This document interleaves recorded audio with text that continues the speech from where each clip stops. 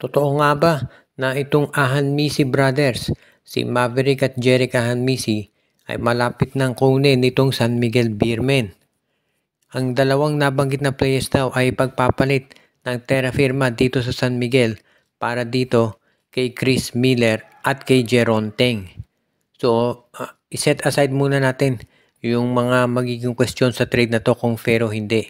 I-consider lang natin kung anong magiging implikasyon nito kung sakaling magkatotoo. Kung sakaling mapunta nga sa San Miguel itong si Maverick at si Jerick Ahanmisi, ang laki ng tulong dito sa lineup nila. Kasi si Maverick pwede yang mag-point guard. So, ibig sabihin, ang magiging point guard na ng San Miguel, si Wamit Yongson, si Chris Rosales at si Maverick Ahanmisi. Plus, of course, si Chris Ross. Sa totoo lang, kung nandiyan na si Maverick, pwede nang i-trade ng San Miguel itong si Wamit Yongson para sa isang big man na katulad nitong si Christian David o kaya naman itong si Justin Baltasar.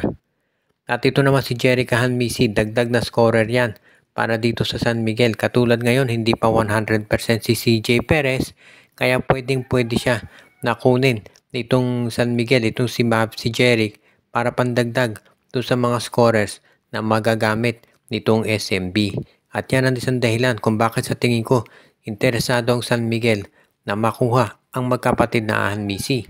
Itong si Maverick at si Jerick pwede rin niya maglaro bilang small forward kung small ball ang San Miguel. Kaya pandagdag din yan doon sa mga scorers nila. At syempre pareho yung magaling sa 3 points. At yan naman talagang inaabangan ng SMB. Kung si Chris Miller lang at si Jeron Teng ang kapalit, sigurado napapayag na ang San Miguel Beer dyan dahil hindi naman masyadong nagagamit ang mga nabanggit na players. Kaya good news sa San Miguel kung sakali na matutuloy ang transaksyon na ito.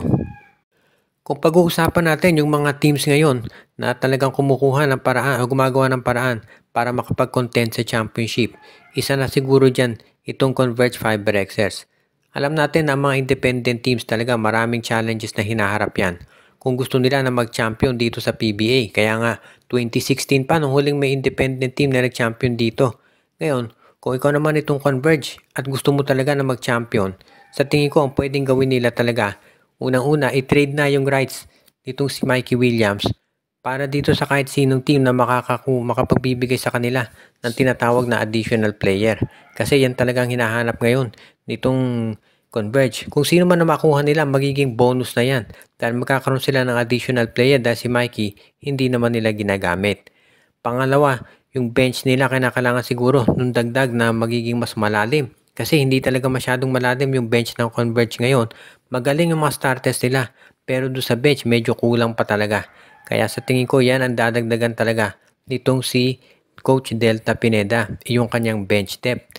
Kapag nadagdagan na yan at nakakuha siya ng mga players na magkabibigay ng solid na laro, hindi na kinakailangan masagad masyado sa minuto yung starters niya katulad nila Juan Gomez de Leano, si Alex Stockton at si Shawnee Winston at yung kanyang Twin Towers.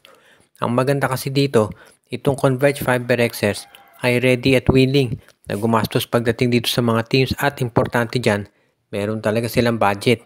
Dahil syempre hindi biro ang ginagastos sa pagpapatakbo ng PBA team. Lalo na kung gusto mong sabayan itong SMC at yung MVP group. Kaya nga ngayon itong Converge mukhang seryoso naman talaga sila doon sa balak nilang mag-champion. Kaya nga hindi na ako magtataka kung talagang gagawa sila ng paraan para kumuha ng mga top players, particular na dito sa Phoenix at si Rain or Shine na magagamit nila.